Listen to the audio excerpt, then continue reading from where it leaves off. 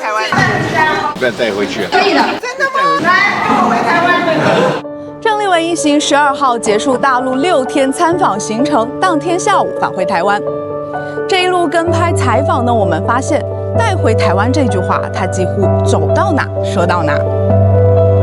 会不会想要带一台回去？当然希望。下马上带回家，好的，好。来，跟我回台湾。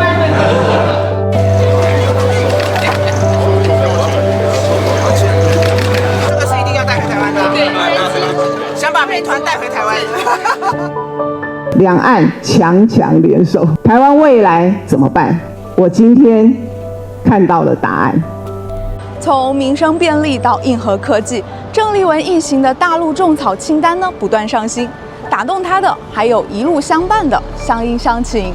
我是爱萌啊，欢迎回来！大门进门，门对门，我们讲话的口音，我们的腔调啊，我们的习俗啊，我们各种民间的活动都是一样的，情连情，心连心。